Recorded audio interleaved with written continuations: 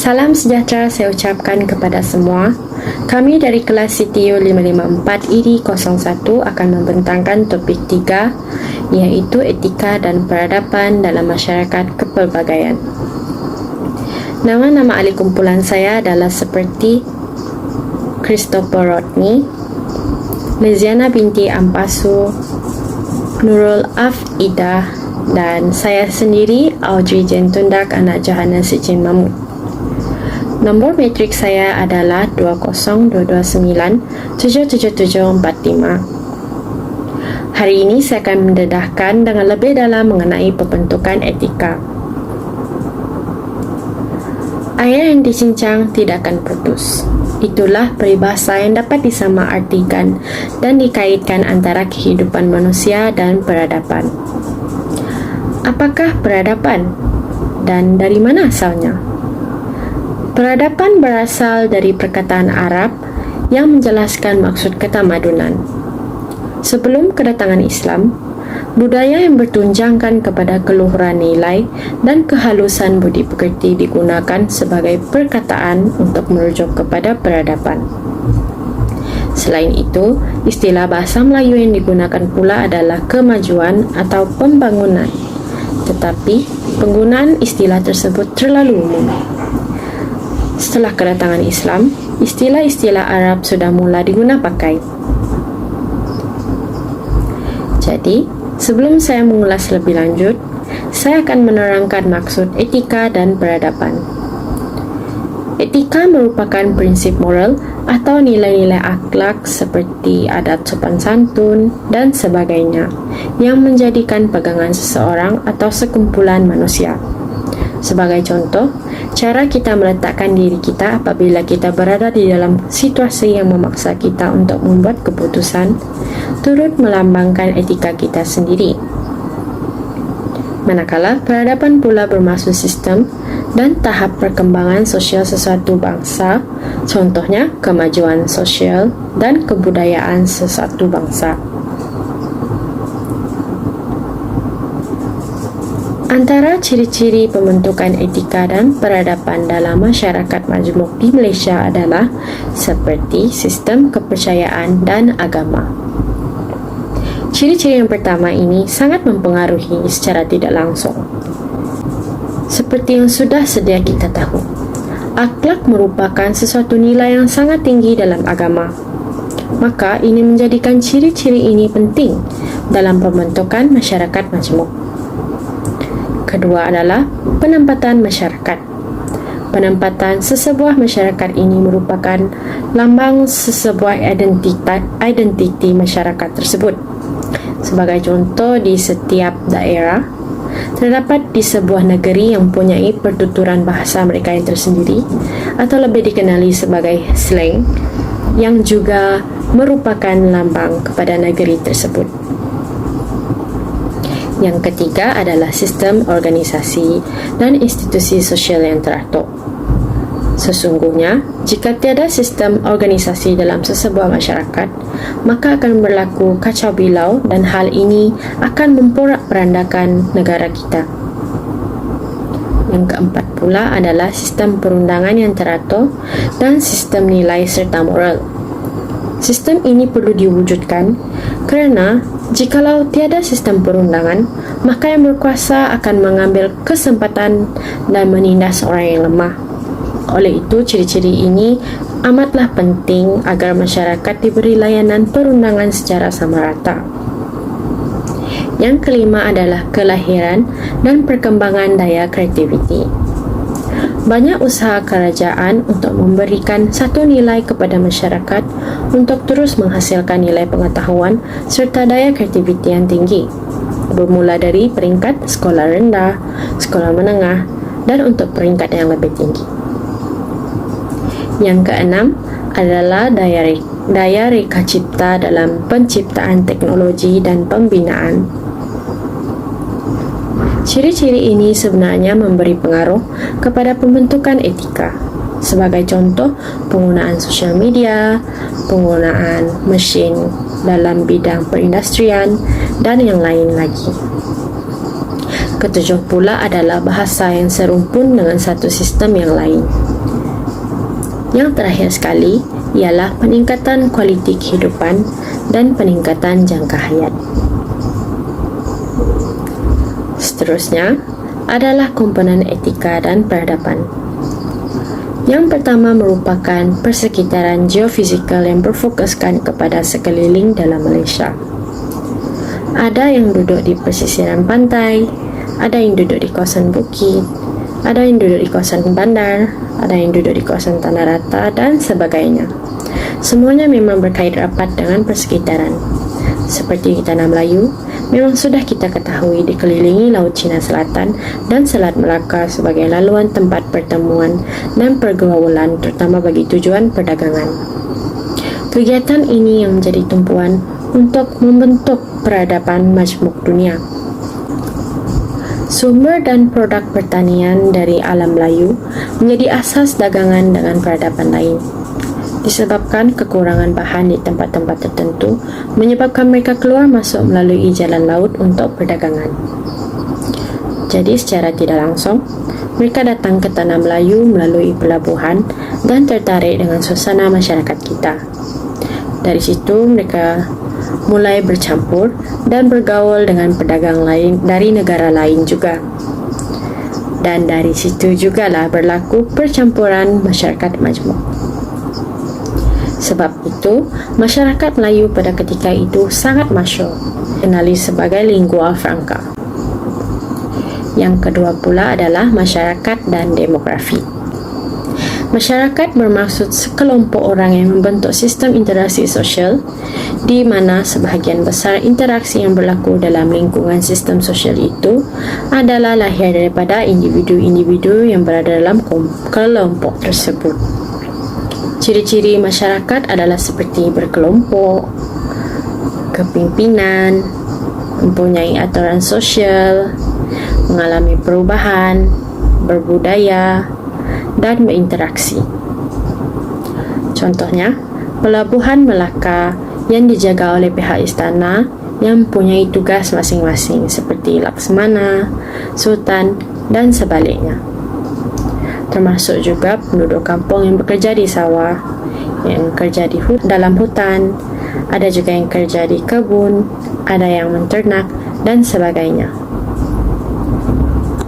Definisi masyarakat dalam konteks Malaysia ialah masyarakat plural, di mana pelbagai bangsa yang membentuk satu kependudukan dari hidup sebagai komuniti-komuniti yang berasingan, dan di Tanah Melayu terdapat 3 etnik utama seperti Melayu, Cina dan India yang berada di bahagian semenanjung, manakala Bumi Putra Sabah seperti Murut, Kadazan Dusun, Bajau serta lain-lain, dan juga Bumi Putra Sarawak seperti Iban, Kayan, Kelabit dan sebagainya yang bukan sahaja terpisah daripada segi pekerjaan dan tempat tinggal.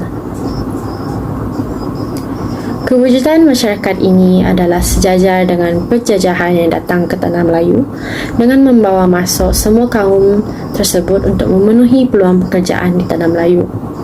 Seperti yang dinyatakan oleh J.S. Furnival, iaitu masyarakat plural adalah bercampur antara satu sama lain, tetapi tidak bersatu. Mereka hidup berdekatan tetapi tidak terpisah dan sistem politik yang sama, serta masing-masing berpegang kepada kebudayaan, agama, bahasa dan pemikiran sendiri. Masyarakat berbagai etnik di Tanah Melayu selepas kehadiran penjajah yang membawa masuk pendatang dari China dan India untuk kepentingan ekonomi telah menjadikan masyarakat di Malaysia menjadi masyarakat majmuk dan peradaban majmuk. Seterusnya, berikut adalah garis masa pembentukan masyarakat Malaysia. Peradaban majmuk bermula pada zaman 1402 sehingga 1511, iaitu dikenali sebagai zaman Kesultanan Melayu Melaka. Seterusnya pada 1509 sehingga 1641 adalah zaman penjajahan Portugis. Diikuti penjajahan Belanda pada 1641 penjajahan British pada 1826 sehingga 1948, kemudian pendudukan Jepun pada 1941, sampai pada akhirnya kita memperoleh kemerdekaan sehingga pembentukan Malaysia pada 1963. Seterusnya ialah konsep hubungan etnik. Konsep hubungan etnik yang perlu kita faham dalam menghasilkan masyarakat majmuk adalah seperti segregasi, iaitu pemisah atau pengasingan antara etnik dengan etnik yang lain. Konsep ini berlaku dalam bentuk pemisahan pengangkutan, tempat tinggal, sistem pendidikan dan kemudahan awam. Selain itu, ialah akomodasi, di mana penerimaan terhadap norma dan nilai etnik lain tanpa menggugat budaya masing-masing. Masyarakat juga bebas mengamalkan budaya masing-masing. Masyarakat dalam kategori konsep ini mampu menyedari dan menghormati budaya etnik lain dan mempertahankan budaya hidup masing-masing. Seterusnya, terdapat juga konsep asimilasi. Konsep ini merupakan proses integrasi sehala yang akan menghasilkan satu kelompok masyarakat yang mempunyai satu budaya, satu bahasa dan satu agama. Terdapat dua jenis asimilasi, iaitu budaya dan struktur. Bagi budaya, ia merupakan kelompok minoriti yang akan mempelajari budaya kelompok lain. Manakala bagi struktur, kelompok minoriti ini berjaya menyertai institusi utama dan aktiviti sosial dalam masyarakat majoriti. Terakhir sekali adalah konsep amalgamasi. Konsep ini merupakan tahap similasi yang tinggi. Hal ini kerana ia merupakan proses pencantuman melalui biologi, seperti perkahwinan campur. Sebagai contoh, kaum baba dan nyonya. Segmentasi bagi konsep ini terbina di Malaysia adalah berdasarkan integrasi. Oleh kerana identiti setiap etnik disuburkan dan dikekalkan dari 4 proses di atas, maka konsep ini kerap berlaku. Mereka mempertahankan ciri-ciri keetnikan walaupun mereka menerima budaya tempatan dan sejagat. Itu sahaja dari saya. Seterusnya saya serahkan kepada pembentang yang lain. Hello, nama saya Christopher Roni. Pada hari ini saya akan membincangkan tentang perkara yang ketiga, iaitu ekonomi dan pasaran. Seperti yang anda lihat, pada era pra-kolonial, ekonomi di Tanah Melayu pada awalnya terus berkembang pesat dan British membiarkan masyarakat Melayu mengerjakan kegiatan pertanian bercorak tradisional, iaitu bercorak sara diri, iaitu kegiatan ekonomi masyarakat yang paling asas tanpa diberikan peluang untuk memasuki kegiatan ekonomi moden seperti pelobongan dan juga peladangan. Masyarakat Melayu pada waktu itu mengamalkan kegiatan pertanian bercorak tradisional tersebut hanya untuk menampung keperluan diri dan juga keluarga. Pada zaman Kesultanan Melayu Melaka, kegiatan perdagangan menjadi kegiatan terpenting dalam masyarakat disebabkan keadaan kehidupan yang masih mundur dan tradisional. Jadi, pada era kolonial, British dilihat terus menguasai kegiatan ekonomi negeri-negeri di Tanah Melayu dengan pembukaan lombong biji timah dan ladang getah serta kemasukan tenaga buruh secara besar-besaran dari negara China dan juga India. Pada era pasca kolonial, kerajaan telah menjalankan strategi penyusunan semula masyarakat untuk menyelesaikan kedudukan yang tidak seimbang dari segi penguasaan ekonomi dan kalangan kaum dan menggalakkan kemajuan ekonomi semua golongan masyarakat agar jurang perbezaan antara masyarakat dapat dihapuskan. Kerajaan telah memperkenalkan dasar ekonomi baru atau DEB DEB merupakan satu program sosial ekonomi di Malaysia yang diperkenalkan dalam rancangan Malaysia kedua pada tahun 1970 hingga 1990 oleh Perdana Menteri yang kedua iaitu Tun Abdul Razak. DEB ini mempunyai dua agenda serampang dua mata, iaitu maklumat yang pertama adalah untuk menyatu padukan pelbagai etnik dan yang kedua adalah permulaan baharu bagi etnik Melayu untuk bergiat dalam bidang komersial. DEB berpegang kepada prinsip bahawa ketidakseimbangan ekonomi perlu diperbaiki untuk mengelakkan ketegangan dan konflik antara etnik dan seterusnya mengukuhkan perpaduan dan dalam kalangan masyarakat Malaysia.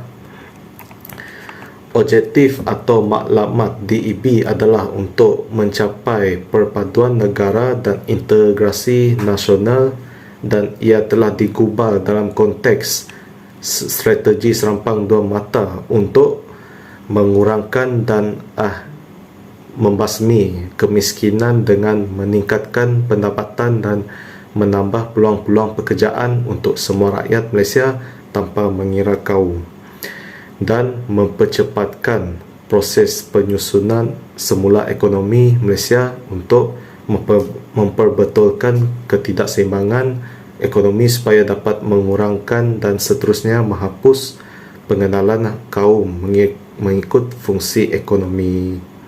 Seterusnya, seperti anda lihat, dasar ekonomi baru atau DEB yang diperkenalkan ini mempunyai sasaran dan objektifnya. Jadi kalau kita lihat dari segi kadar kemiskinan secara keseluruhannya pada 1970-an, iaitu di mana DEB diperkenalkan adalah 49.3%, dan pada 1990-an pula adalah 16.7%, iaitu berjaya menurun kadar kemiskinan.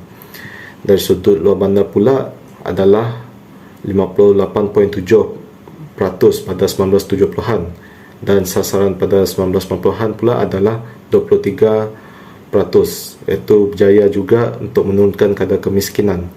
Dan akhir sekali dari sudut bandar pula pada 1970-an adalah sebanyak 21.3%, dan sasaran pada 1990-an pula adalah 9.1%.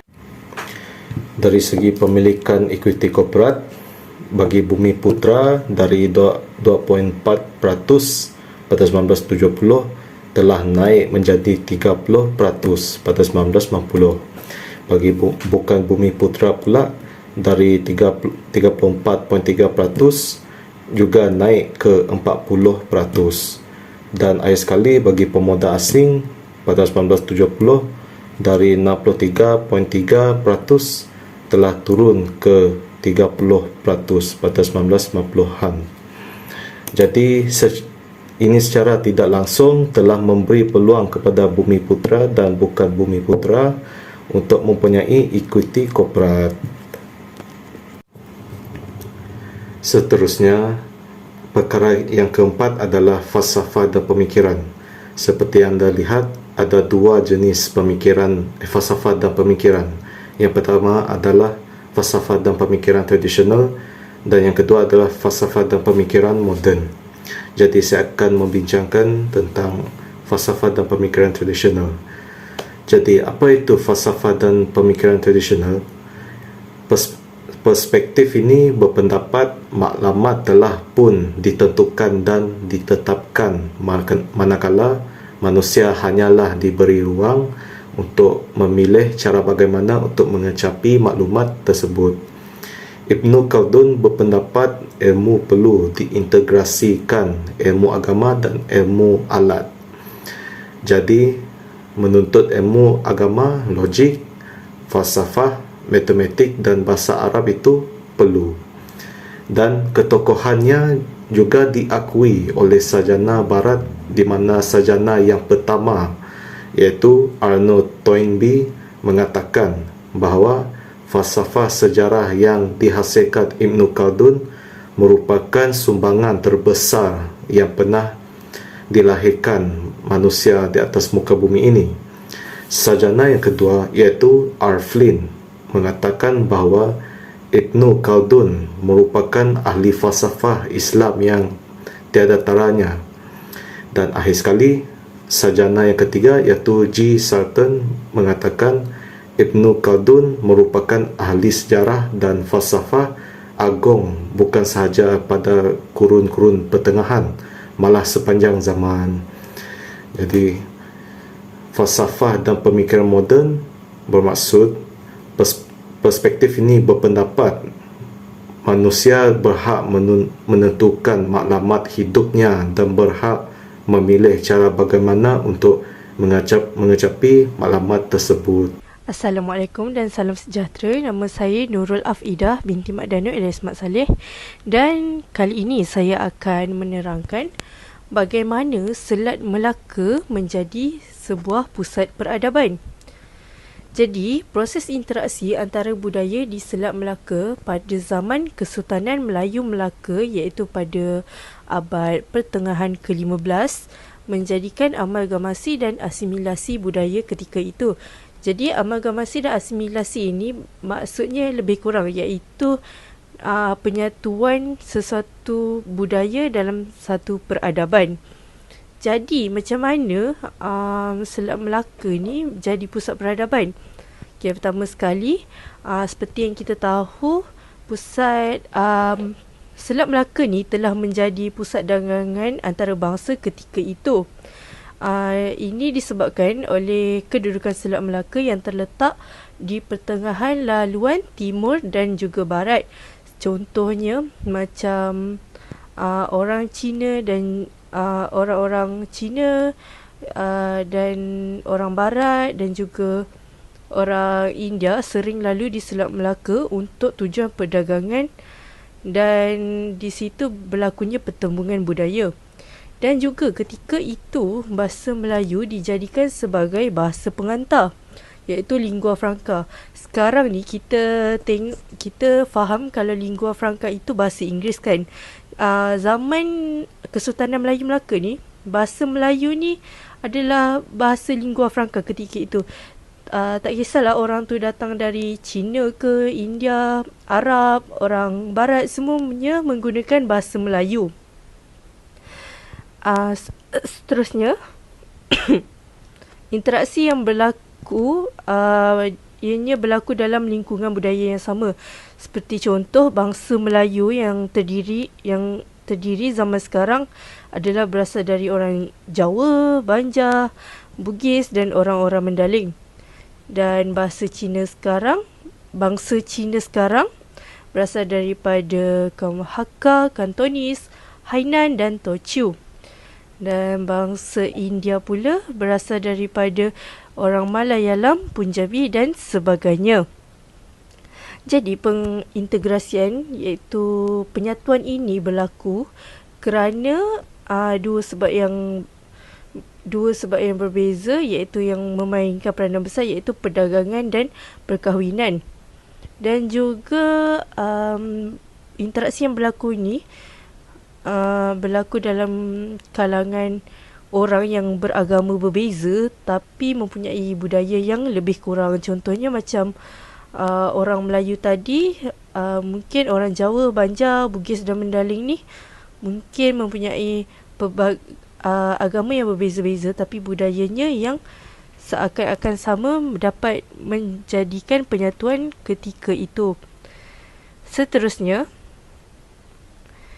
saya akan menerangkan bagaimana Kesultanan Melayu Melaka menjadi lambang pertemuan masyarakat pelbagai etnik. Kesultanan Melayu Melaka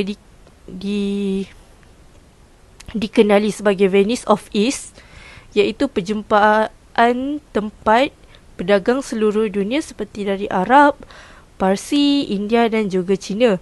Kalau kita tahu Venice ni dekat Itali kan, dia banyak macam boat dan macam perdagangan dan interaksi yang berlaku di Venice Itali.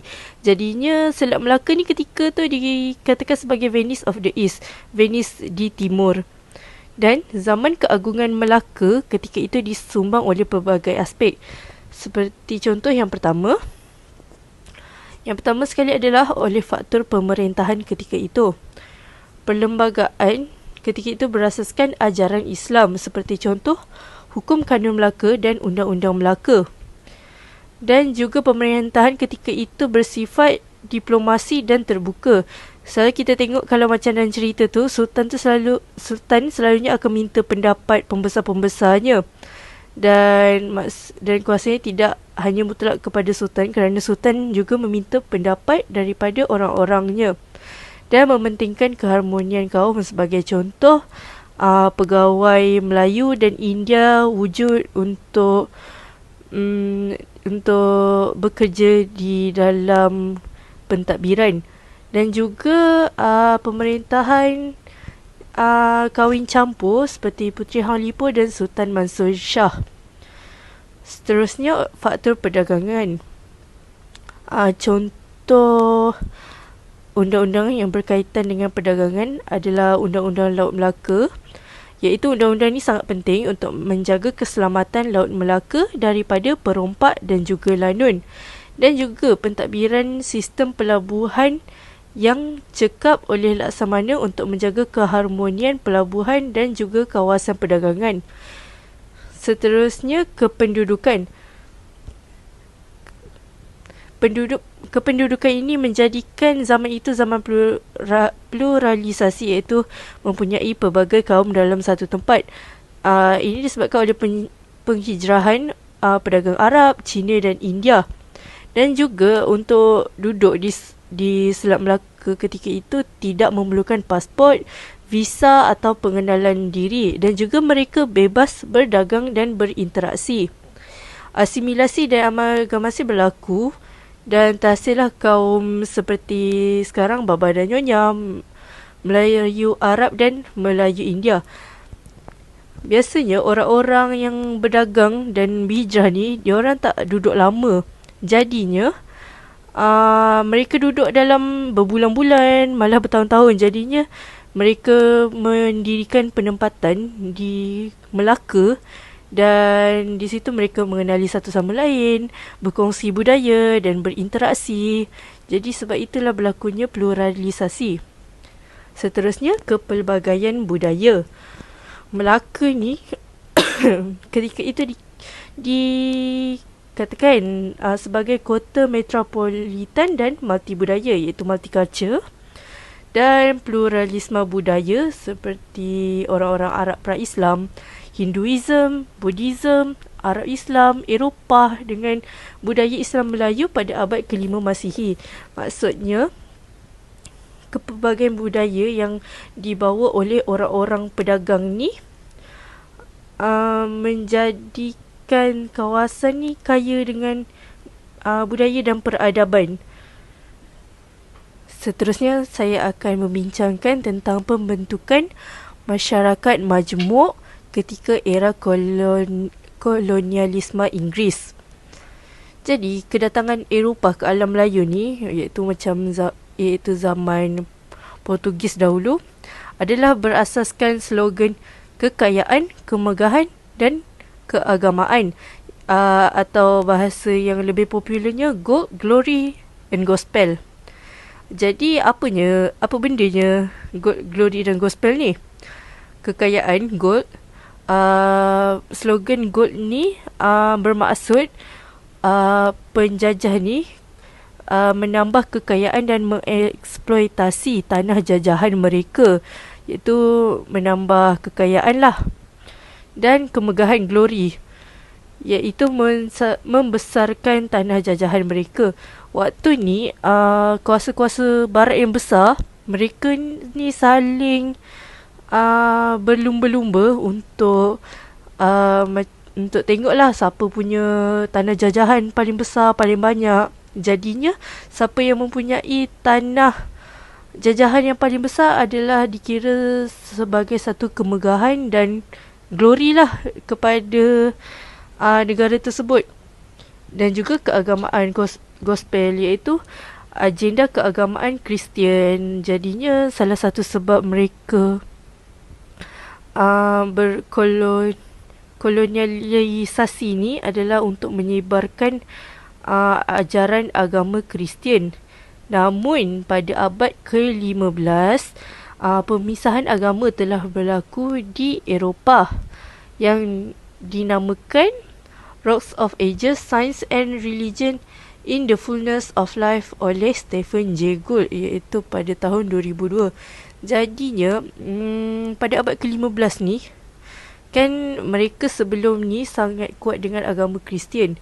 Jadi pada abad ke-15 ni agama ni dia mula ditolak dan diasingkan daripada kehidupan seharian, pemerintahan dan juga politik.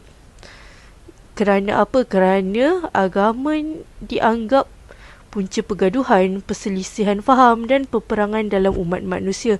Sebagai contoh, perang salib yang berlaku beratus tahun adalah disebabkan oleh fahaman agama yang berbeza. Jadi mereka ni menganggap agama ni disebabkan pandangan agama orang berbeza-beza, dan mereka menganggap agama mereka saja yang betul, jadinya berlakunya pergaduhan di situ.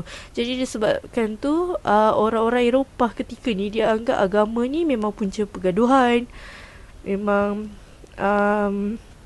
tidak aman lah jika meletakkan agama ni sebagai tunjang mereka ketika itu. Jadi apa yang menggantikan agama ni? Yang menggantikan agama ketika itu adalah sains.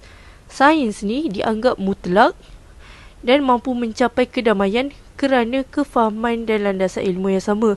Bagi mereka, sains ni adalah satu fakta. Fakta kita tak boleh nak sangkalkan. Jadi disebabkan benda ni kita tak boleh nak sangkal, jadi semua orang akan bersetuju pada perkara yang sama. Jadinya mereka anggap sains ni macam menyatukan ummah lah, sebab semua orang faham benda yang sama. Tapi kita tahu kan yang sains ni lama-lama dibuktikan dengan, maksudnya sains ni juga berubah sepanjang zaman. Tapi ketika itu sains ni dianggap mutlak. Sains adalah perkara yang betul dan sains adalah segala-galanya. Jadi Eropah ketika itu mengasingkan agama dengan negara dalam kehidupan seharian. Dan agama juga tidak dijadikan undang-undang negara. Kerana zaman dahulu church, gereja ni mempunyai kuasa yang besar dalam pemerintahan. Mereka kena membuat bayaran, ada cukai. Jadinya pada abad ke-15, iaitu zaman sekular ni, mereka dah tak menjadikan peranan gereja tu sesuatu yang penting. Dan cara pemerintahan yang mengasingkan agama dan negara ni, bila diorang menjajah, ianya dibawa masuk ke tanah Melayu oleh British, dan mereka pun menguasai pentadbiran kita. Jadinya perihal hal ehwal agama dan adat istiadat Melayu ni telah diberikan kepada Sultan, dan berlaku pengenalan sistem pentadbiran berasaskan pengagihan kuasa antara kehakiman, eksekutif dan perundangan. Maksudnya orang British yang dah mentadbir negara ni, mereka tak masuk campur juga perihal agama Islam dan juga hal ehwal orang Melayu. Dan ni menjadi susahlah sebab berlakunya pertembungan antara tanah Melayu yang menjadikan Islam sebagai agama dan para penganutnya dengan negara kolonial sekular, terutamanya dalam konteks pemodenan barat.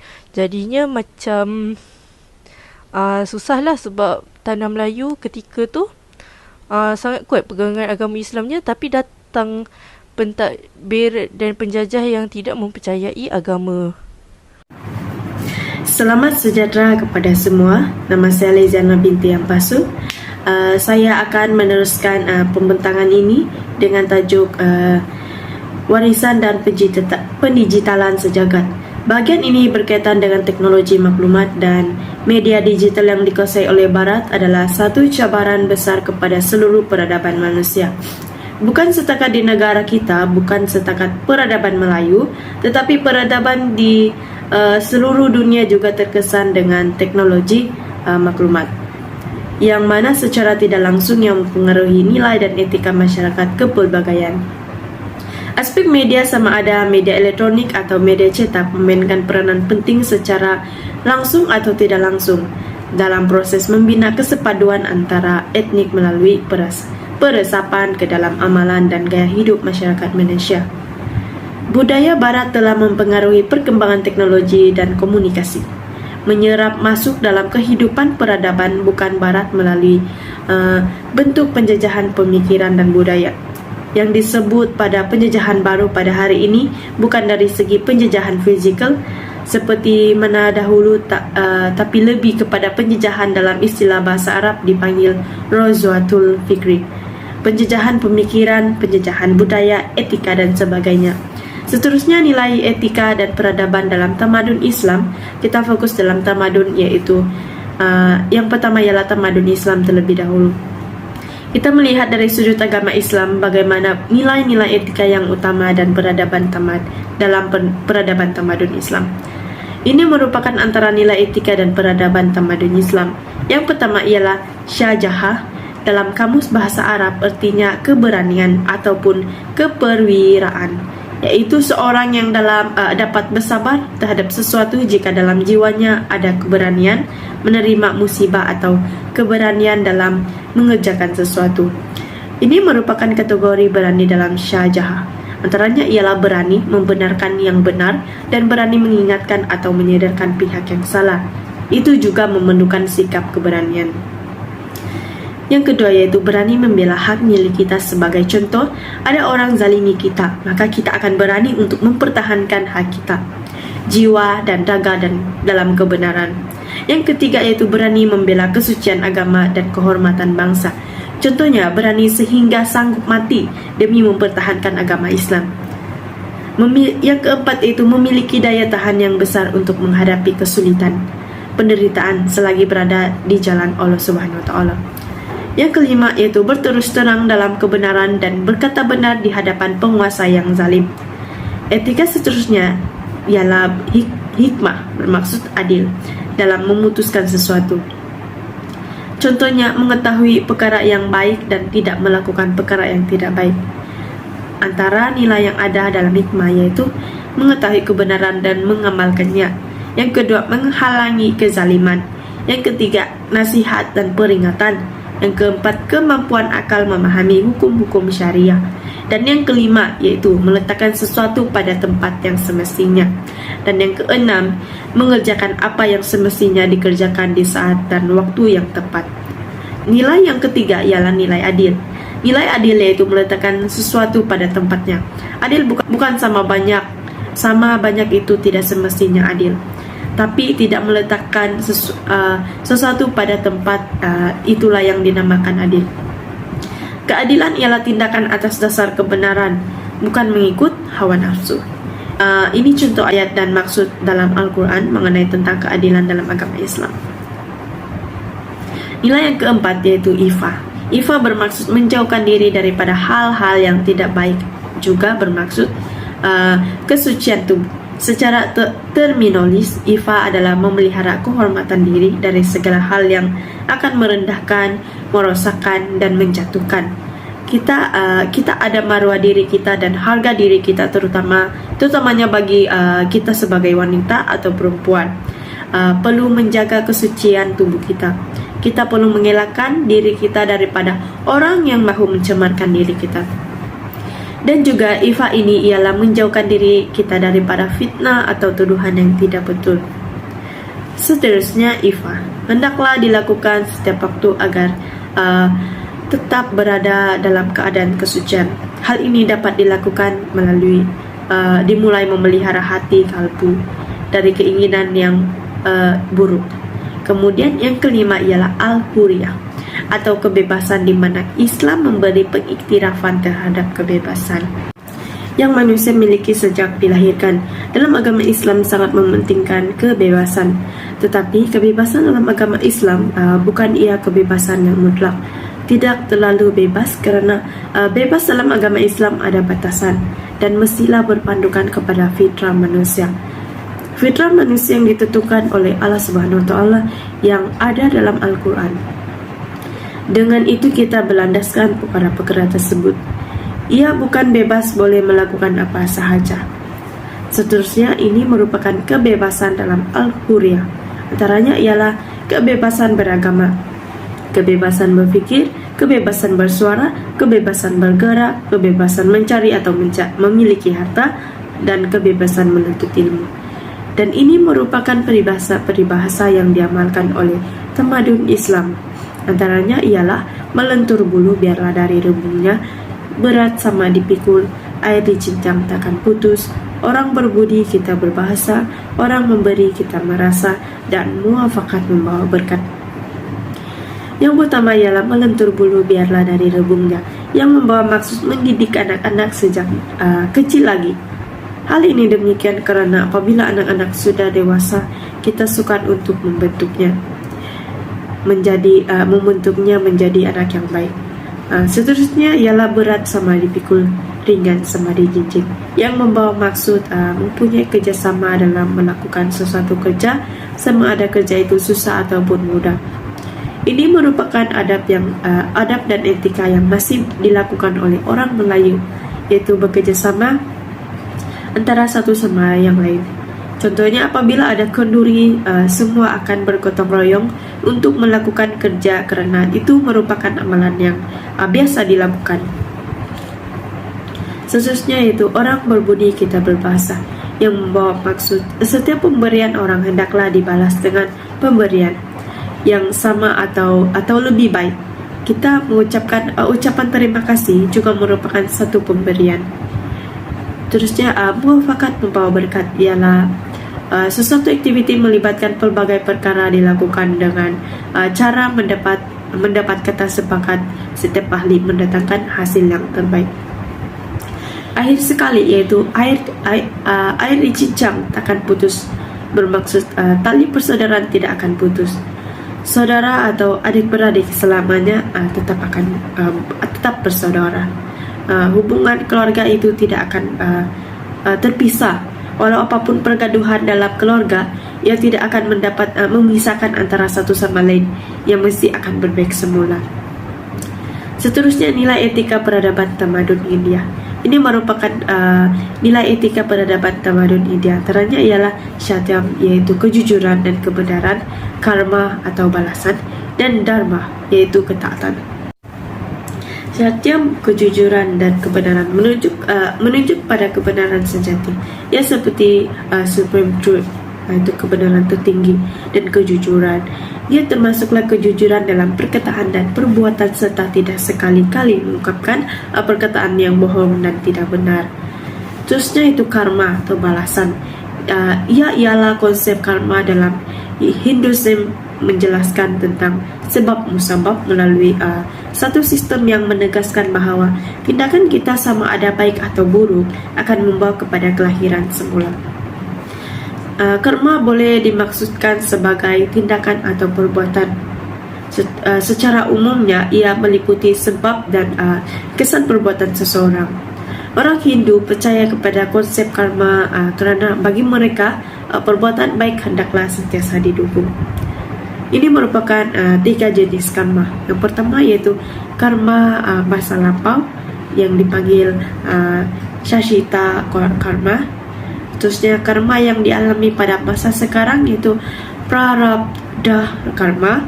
Dan karma yang dikulan yang akan memberi kesan kelak yaitu Triyarmana karma. Terusnya dharma, ketaatan yang mempunyai maksud yang mendalam dan lebih luas berbanding perkataan agama. Dharma berasal dari akar Sanskrit dri, untuk berpegang. Maka dharma bermaksud apa yang dipegang oleh sesuatu kehidupan. Manusia juga mempunyai dharma yang membezakan manusia dengan semua benda hidup lain. Ia juga dikatakan suatu peraturan moral dan etika bersifat kerohanian. Kita teruskan dengan peradaban dalam tamadun barat. Bagi nilai-nilai etika tamadun Greek, asas kehidupan masyarakat Greek adalah pada konsep arete yang bermaksud virtue, ya kebaikan atau budiman. Asas-asas berbicara falsafah oleh Aristotle dan Plato juga membincangkan interaksi manusia dan alam secara tidak langsung menyentuh sifat budiman seorang insan. Konsep time yaitu honor atau kehormatan juga dapat kita lihat dalam kisah-kisah rakyat seperti Homer dan kisah-kisah Aesop. Seterusnya, nilai-nilai etika tamadun Rom. Tamadun Rom adalah tamadun Barat yang menjadi asas kepada tamadun Barat hari ini. Etika difahami dalam masyarakat Rom dari dua perspektif, yaitu etika pribadi dan etika awam.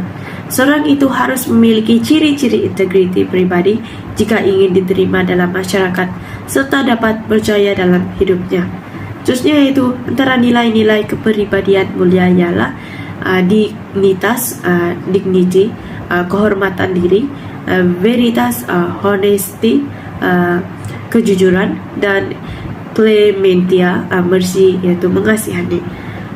Apabila berada dalam masyarakat atau memimpin masyarakat, seorang itu juga diharap menghayati beberapa nilai seperti equita, fairness, kesaksamaan, justitia, justice, keadilan, libertas, freedom, kebebasan, dan nobilitas, nobility, atau budiman.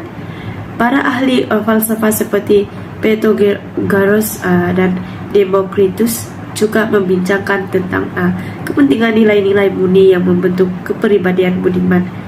Pada pendapat mereka, pembinaan kepribadian budiman atau berintegriti merupakan satu yang amat penting bagi membina kebahagiaan masyarakat dan kejayaan negara. Assalamualaikum. Okey, saya akan menerangkan tentang nilai etika dan peradaban dalam tamadun Cina. Nilai etika dan peradaban dalam tamadun Cina ni terbagi kepada 3, iaitu yang pertama Wulun, 5 hubungan, Ren, kemanusiaan, dan Li, tata susila. Jadi kita tengok dulu apa maksud Wulun, 5 hubungan ni. Jadinya orang Cina, budaya orang Cina ni menjaga 5 jenis hubungan, iaitu yang pertama hubungan suami isteri, kedua bapa dan anak, iaitu hubungan kekeluargaan, hubungan antara adik-beradik, hubungan antara sahabat, iaitu dalam masyarakat, dan juga hubungan antara pemerintah dan juga rakyat. Seterusnya prinsip Ren, kemanusiaan. Kemanusiaan ni dia merangkumi nilai kasih dan sayang cinta kepada manusia, iaitu naluri membuat kebajikan dan juga kebaikan kepada orang lain, iaitu rasa hormat diri sendiri dan memandang tinggi martabat manusia.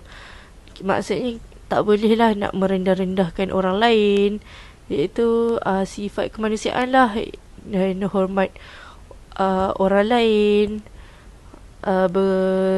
bersopan santun dan seterusnya. Membezakan manusia dengan haiwan, iaitu akal kita. Dan Confucius pernah berkata, jangan melakukan sesuatu yang anda sendiri tidak suka orang lain melakukan kepada anda. Jadi prinsip ni perlu kita juga boleh mengambil pengajaran jugalah. Jadinya kemanusiaan ni sangat penting. Macam dalam agama Islam pun ada hablum minan nas kan, iaitu hubungan antara manusia dengan manusia. Jadinya tamadun Cina pun ada konsep begitu juga. Dan seterusnya asas kepada Ren ada 4, iaitu Zong, ketaatan, Shu, kemaafan, Zhao, berbakti, dan Di, hormat.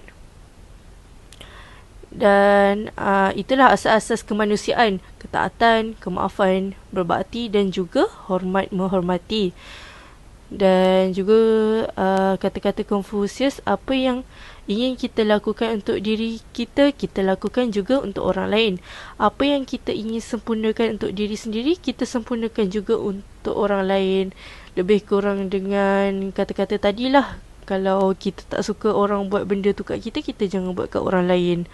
Dan juga yang terakhir sekali, Li, iaitu tata susila, berakhlak rendah diri, hormat orang lain dan sebagai pengawal terhadap tingkah laku manusia. Jadinya mereka ni pun mempercayai setiap manusia kena ada akhlak, iaitu hormat menghormati, rendah diri, dan juga akhlak ni pun untuk kawal tingkah laku manusia supaya tidak melebihi batas dan melakukan perkara-perkara yang salah.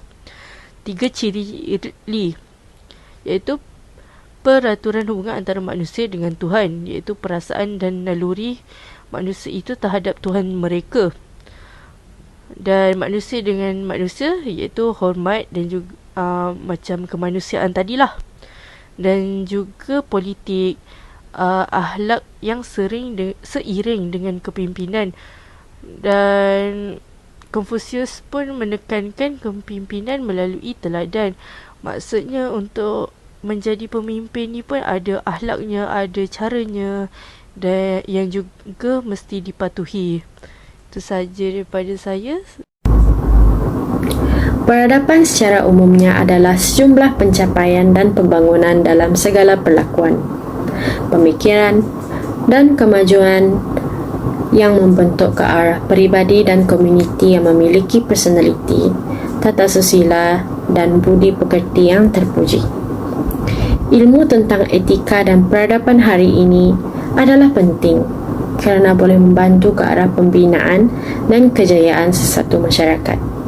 Sejarah ini patut dikitar dan dijadikan iktibar bagi generasi muda supaya tidak leka dengan keamanan dan kemewahan yang dikecapi. Pendedahan mengenai topik ini juga boleh memupuk rasa persefahaman antara satu sama lain. Itu sahaja dari kami. Terima kasih.